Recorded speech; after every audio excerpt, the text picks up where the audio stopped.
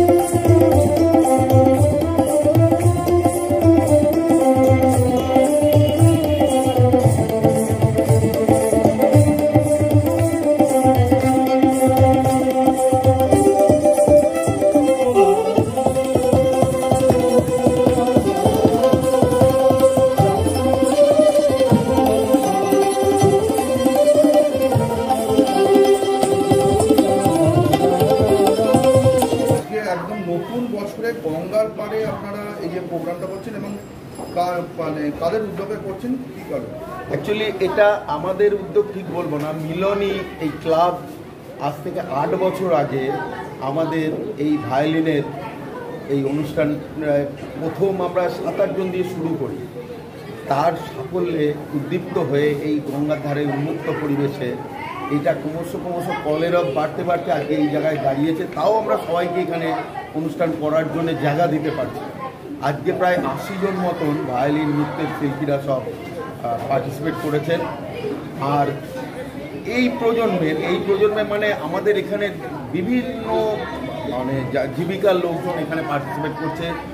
Even Hindu, মুসলিম, খ্রিস্টান সব ধরনের মানুষ এখানে পার্টিসিপেট করেছে আজকে ভায়োলিনে। এবং এই চুচুড়ার বুক থেকে অলরেডি এটা সারা ভারতবর্ষে তো ছড়িয়েছে। রিসেন্টলি আমরা আয়ারল্যান্ড ইউকেতেও প্রোগ্রাম করে আসলাম। তো এই ভায়োলিনের সঙ্গে নৃত্যের মেলবন্ধনটা এটা একটা অপূর্ব জিনিস মনে হয় সবার কাছেই লাগছে। আজকে আমাদের 546তম প্রোগ্রাম হলো। আমরা ইজেসিসি ভারত সরকারের অ্যাপ্রুভ টিম, আমরা রাজ্য সঙ্গীত একাডেমির অ্যাপ্রুভ টিম, আমরা রিসেন্টলি ভারত উৎসবে গেছিলাম কোরাপুটে, ভারত সরকার পাঠিয়েছিল, গেছিলাম পুরুলিয়া উৎসবে, গেছিলাম রামকৃষ্ণ মিশন পার্টনার আমন্ত্রণে এই প্রোগ্রাম করতে। মূলত গঙ্গার ধারেই কেন?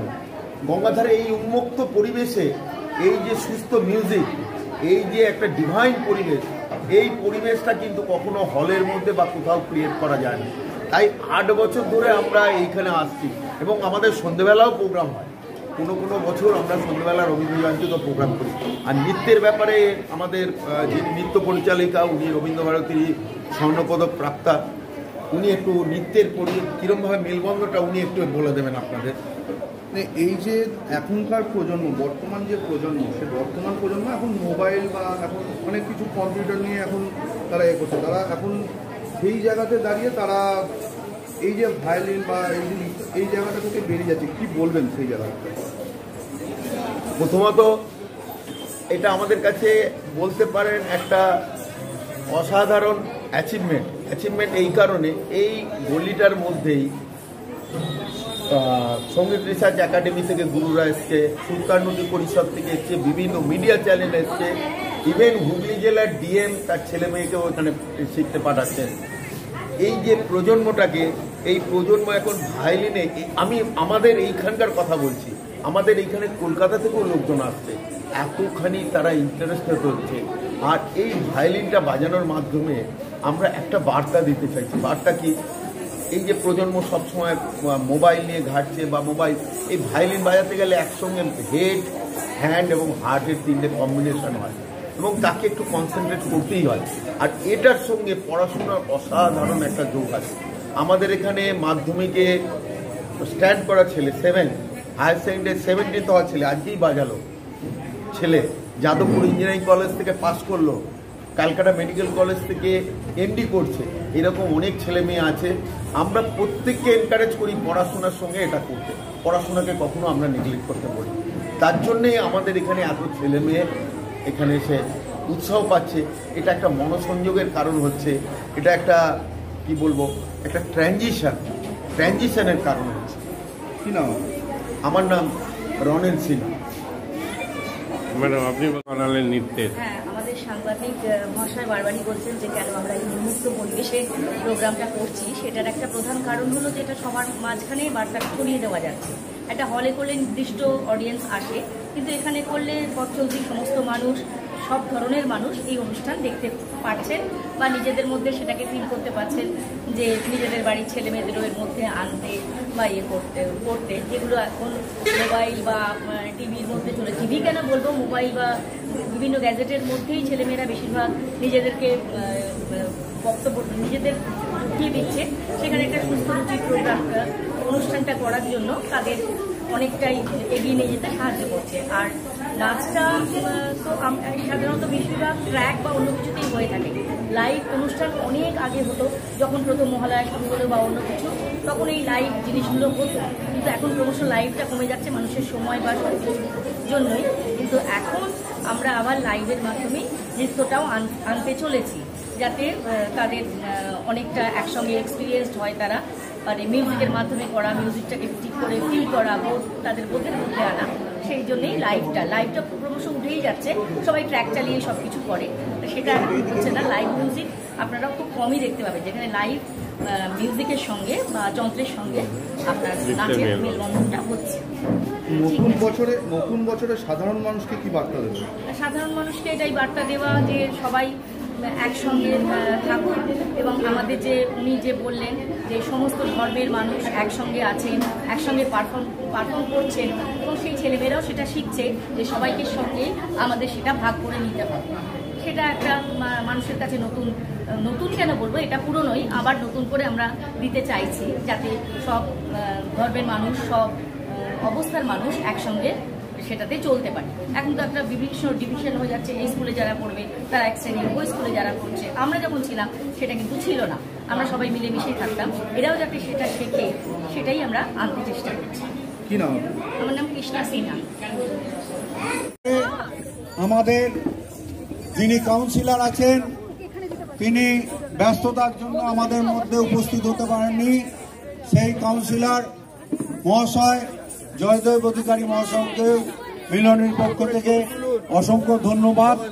আমাদের এই অনুষ্ঠানকে সঠিকভাবে পরিবেশ মধ্যে জীবনের নানা ওঠাপড়া যেন সহজে গায়ে না লাগে, তার জন্য আপনাদের পাশে রয়েছে ভারতীয় জীবন বীমা নিগম বা life insurance corporation of India. জন্ম থেকে মৃত্যু আর সুসময় থেকে বিপদের সময় সবসময় আপনাদের পাশে রয়েছে এলআইসি। তাই আর দেরি না করে আসুন, ভারতীয় জীবন বীমা নিগম পরিবারে অন্তর্ভুক্ত হন। জীবন বীমা সংক্রান্ত যে কোনো সমস্যার সমাধান আর নতুন জীবন বীমা পলিসির জন্য যোগাযোগ করুন 6289985550। মাদকাসক্ত যুবকদের জীবনের মূল স্রোতে ফিরিয়ে আনছে চুঁচুড়া নবজীবন ফাউন্ডেশন। আজ থেকে 7 বছর আগে পথ চলা শুরু হয়েছিল এই সংস্থার। হুগলি জেলা থেকে শুরু হয়েছিল নবজীবন ফাউন্ডেশনের কাজ। আজ গোটা উত্তর পূর্ব ভারতে ছড়িয়ে পড়েছে তার ব্যাপ্তি। জেলা ও রাজ্যের হাজার হাজার মাদকাসক্ত যুবকদের মানসিক ও শারীরিক চিকিৎসার মধ্যে দিয়ে সুস্থ জীবনের পথে ফিরিয়ে আনছে নবজীবন ফাউন্ডেশন। কী করে এই সংস্থাকে তিল তিল করে গড়ে তুলছেন বন্ধন নিউজ এর ক্যামেরার সামনে সে কথা বললেন সংস্থার কর্ণধার চন্দন দাস। দেখি ওটার মধ্যে কি আছে বা পাড়ার বড় দাদারা করছে, আমিও একটুখানি করি, ফিলিংসটা কি সেটা দেখতে যাই। এবং একটা সার্টেন টাইমের পর কি হয়, সেটা ফ্রিকোয়েন্সিটা তখন অনেক বেশি থাকে, গ্যাপ থাকে যখন শুরু করে। পরবর্তীকালে যখন নির্ভরশীল হয়ে পড়ে সেই একটা সাবস্টেন্সের উপর, তখন সেটা থেকে বেরোনোর জন্য সে নানা রকম চেষ্টা করে, কিন্তু তার ওয়ে আউটটা জানা নেই যে কোন রাস্তা দিয়ে গেলে নেশা থেকেও বিরত থেকে সুস্থ স্বাভাবিক জীবনযাপন করা যায়। তো আমি ভাবলাম যে শুধুমাত্র আমি সুস্থ স্বাভাবিক জীবনযাপন করলাম, আমার জীবনের সার্বিক উন্নতি হলো, বা আমার যেসব এম বা আমি জীবনে যে জিনিসগুলো করতে পারিনি সেগুলো আমি ফুলফিল করলাম, তাহলে তো শুধু আমার কথাই ভাবা হলো। তাহলে আমি এরকম কিছু কাজ করি যাতে আমার মতো আরও 5 জন আমার দ্বারা উপকৃত হয়। এবং একটা সার্টেন টাইমের পর যখন মানুষ চায় যে ফিরতে, অথচ তার কাছে রাস্তা থাকে না, তখন এই একটা WHO ওয়ার্ল্ড হেলথ অর্গানাইজেশন একটা প্রসিডিউর বার করেছে। জীবনের নানা ওঠাপড়া যেন সহজে গায়ে না লাগে, তার জন্য আপনাদের পাশে রয়েছে ভারতীয় জীবন বীমা নিগম বা life insurance corporation of India. জন্ম থেকে মৃত্যু আর সুসময় থেকে বিপদের সময় সবসময় আপনাদের পাশে রয়েছে এলআইসি। তাই আর দেরি না করে আসুন, ভারতীয় জীবন বীমা নিগম পরিবারে অন্তর্ভুক্ত হন। জীবন বীমা সংক্রান্ত যে কোনো সমস্যার সমাধান আর নতুন জীবন বীমা পলিসির জন্য যোগাযোগ করুন 6289985550। কম খরচে বিশ্বমানের আধুনিক চিকিৎসার হুগলির মিডল্যান্ড নার্সিংহোমে বাংলার বিশিষ্ট চিকিৎসকরা এই নার্সিংহোমে রোগীদের চিকিৎসা করেন। জটিল রোগের চিকিৎসার জন্য রোগীদের আর দক্ষিণ ভারত যাওয়ার দরকার নেই। হুগলির মিডল্যান্ড নার্সিংহোমে পাওয়া যাবে বিশ্বমানের আধুনিক চিকিৎসা পরিষেবা। এখানে প্রসূতি মা ও সদ্যজাত শিশুদের বিশ্বমানের আধুনিক চিকিৎসা পদ্ধতিতে চিকিৎসা করে থাকেন গাইনো ও শিশু চিকিৎসকরা। দুপুর 12টা হোক বা রাত্রির 12টা, রোগীদের জন্য 24 ঘন্টা চিকিৎসা পরিষেবা বজায় রেখেছে হুগলির মিডল্যান্ড নার্সিংহোম। আমি ডক্টর মানস ঘোষ, আমি মিডল্যান্ড নার্সিংহোমের মেডিকেল ডিরেক্টর। বিশেষত্ব বলতে যেটা আপনি বললেন, একটা হচ্ছে NICU, নিউনেটাল কেয়ার ইউনিট। আমি বলতে পারি এটা আমাদের আশেপাশে হুগলি জেলায় নেই। নিউনেটাল মানে হচ্ছে যেটা বাচ্চা জন্মের পরেই প্রথম 28 দিনকে আমরা নিউনেট বলি, প্রথম ফার্স্ট 4 উইকস। তো এই সময়ে বাচ্চাদের সমস্ত রকমের চিকিৎসায় বলুন বা তাদের দেহের গঠন বলুন বা তাদের রোগগুলোই বলুন, সেগুলো সবগুলো অন্যান্য বাচ্চা মানে তার থেকে বড় বাচ্চার থেকে কিন্তু অনেকটাই আলাদা। এবং এই ক্ষেত্রে বাচ্চারা খুব সেন্সিটিভ হয়, বাচ্চাদের রোগ প্রতিরোধ ক্ষমতাও অনেক সময় কম থাকে, এবং এগুলোর জন্য স্পেশাল কেয়ার লাগে নিউনেট, এবং তাদের পুরো চিকিৎসা পার্টটা একটা আলাদাভাবে তৈরি হয় প্রথম 28 দিনের জন্য। আমরা এখানে চুঁচুড়া, বিশেষ করে চুঁচুড়া এবং হুগলিবাসীর জন্য এই জিনিসটা আমরা আনতে পেরেছি, যেখানে আমাদের বাচ্চাদের এই নিওনেটদের ক্রিটিক্যাল মানে খুব খারাপভাবে যে নিওনেটগুলো জন্মেছে বা যারা জন্মের পরে যারা হাঁপাচ্ছে বা যারা মেকোনিয়াম খেয়ে ফেলেছেন বা যাদের কোনো জন্মের পরে কোনো রকমের শ্বাসকষ্ট বলুন বা কোনো রকমের অসুবিধে হয়েছে বা জন্ডিস ধরা পড়েছে বা অন্য কোনো কমপ্লিকেশান হয়েছে, সেই ধরনের বাচ্চাদের চিকিৎসা করার জন্য উপযুক্ত ব্যবস্থা আমরা এখানে করতে পেরেছি। তার ভিতরে আমরা বলতে পারি আমাদের এখানে ওয়ার্মার আছে সাফিসিয়েন্ট, আমাদের এখানে 6টা বেডের জন্য ওয়ার্মার আছে এবং আমাদের এখানে ফটোথেরাপি মানে বাইলেয়ার ডবল সারফেস ফটোথেরাপি আছে যাদের কনজেনিটাল বা যাদের জন্ডিস ধরা পড়েছে তাদের জন্য, এবং বাচ্চাদের ভেন্টিলেটার আছে আমাদের একদম নিওনেটদের জন্য। এই ভেন্টিলেটার সাধারণভাবে সব জায়গায় পাবেন না, এবং বাচ্চাদের বাবেল সিপ্যাপ যেটা একটা স্পেশালাইজ মেশিন, বাচ্চাদের যেহেতু ভেন্টিলেটার খুব বেশি লাগে না কিন্তু বাবেল সিপ্যাপ বলে একটা জিনিস খুব বেশি লাগে, তাদের অক্সিজেনের পরিমাণ কমে গেলে তাদের শ্বাসকষ্ট হলে সেটাও আমাদের এখানে আছে। এবং আমি কিছুদিন আগে আমাদের একটি বাচ্চা এখানে ভর্তি হয়েছিলেন যার শ্বাসকষ্ট হতে শুরু করেছিল জন্মের 6 ঘন্টা পর থেকে, এবং সুন্দরভাবে তাকে আমরা এখানে চিকিৎসা দিয়েছি। আমাদের এখানে দুজন খুব ইয়ং মানে এনথুজিয়াস্টিক পেডিয়াট্রিশিয়ান আছেন, ডক্টর মৈত্র এবং ডক্টর ঘোষ। তো তারা তাদের দুজনের আন্ডারেই বাচ্চা ভর্তি ছিলেন। অন্য পেডিয়াট্রিশিয়ানরাও আসেন, বাট এনারা আমাদের এখানে সবসময়ই থাকেন মোটামুটি একটা স্তম্ভের মতো আমাদের নিওনেটাল কেয়ার ইউনিটের জন্য। এবং বাচ্চাটি এই মুহূর্তে খুবই ভালো আছে, তাকে আমরা ডিসচার্জ করেছি। এটা কি প্রিম্যাচিওর বেবিদের ক্ষেত্রে এটা বেশি প্রয়োজন হয়? ভীষণভাবে প্রিম্যাচিওর বেবি যারা একটু আগে জন্মেছেন বা যাদের ওয়েট কম হয়েছে, এবং অনেক সময় মায়ের বা ওয়েট অনেক সময় বেশি ওয়েট হলেও যে সেটা ভালো সেরকম নাও হতে পারে, যেমন ডায়াবেটিসের ক্ষেত্রে হতে পারে, বা অনেক সময় বাচ্চাদের বারবার জন্মানোর পর সুগার ফল করছে, এটাও আমরা দেখি। অনেকগুলো কারণেই যেগুলো জন্মের পরেই যে সমস্ত সমস্যাগুলো হয় সেগুলোর জন্য এরকম স্পেশালাইজ ইউনিট দরকার হয়, নিওনেটাল কেয়ার ইউনিট, এবং সেটা আমরা এখানে করতে পেরেছি। প্রথম কথা হচ্ছে জীবনের দাম সব থেকে বেশি, ঠিক আছে, এবং যে মা 10 মাস তার বাচ্চাটাকে গর্ভে ধারণ করেছেন তার জন্য সারা পৃথিবীর সব থেকে মূল্যবান জিনিস বা সেই বাবাটির জন্য কিন্তু সেই শিশুটি। রিগার্ডিং কস্ট যদি বলেন, আমরা এমনিতে একটা মফস্বল এলাকাতে থাকি এবং আমাদের পুরো নার্সিংহোমটাই মফস্বল এলাকাতে, আমরা সেটার কথা মাথায় রেখে আমাদের যে সমস্ত কস্টগুলো রেখেছি। এবং এই যেটা বললাম কয়েকদিন আগেই আমাদের একটি বাচ্চা যাকে হঠাৎ করে শিফট করতে হয়েছিল নিকুতে, সেই চিকিৎসা পেয়ে গেল।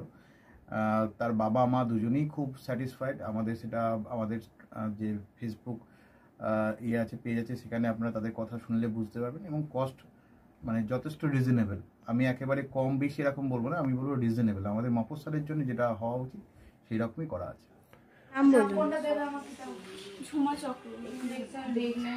আপনার কি বাচ্চা আছে? কতদিন অ্যাডমিট ছিলেন এখানে? 4 দিন, আজকে নিয়ে 5 দিন ছুটি, ডিসচার্জ নিয়ে 5 দিন। কোন ডাক্তারের মানে আন্ডারে হচ্ছে? আর বাচ্চাকে কে দেখছিল? শুভদীপ মিত্র, ডক্টর শুভদীপ মিত্র। বাচ্চার কি হয়েছিল? শ্বাসকষ্ট ছিল, আপনার স্যাচুরেশন পাচ্ছিল না, ফটোথেরাপি দিতে হলো। শ্বাসকষ্টের জন্য কি করতে হয়েছিল? ভেন্টিলেশন দিতে হয়েছিল। প্রথম সকাল থেকে তো এমনি নর্মাল অক্সিজেন চলছিল, রাতের দিক থেকে আবার ভেন্টিলেশন দিতে হয়েছিল। এখন কেমন আছে বাচ্চা? এখন ভালো আছে, একদম সুস্থ। মা কেমন আছে? মা ভালো আছে।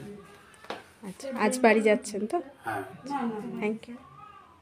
গরম পানীয়র জন্য বিশ্বমানের flask, micro oven, mixer grinder, induction সহ আধুনিক রান্নাঘরের সামগ্রী উৎপাদন সারা বিশ্বে আলোড়ন সৃষ্টি করেছে বোরোসিল। পাশাপাশি বিশ্বমানের সোলার গ্লাস, যা সোলার সিস্টেমের অন্যতম সামগ্রী তৈরি করে, সারা বিশ্বে নজির গড়েছে বোরোসিল। দেশের বাজারে পাশাপাশি বিশ্ববাজারেও সব প্রতিযোগী কোম্পানিকে পিছনে ফেলে এগিয়ে চলেছে ভারতের বোরোসিল। রাজস্থানের বোরোসিল কারখানায় 1200 মহিলার কর্মসংস্থান হয়েছে। প্রতিদিন রাজস্থানের প্রত্যন্ত গ্রাম থেকে ওই মহিলাদের গাড়ি করে কারখানায় নিয়ে আসে কারখানা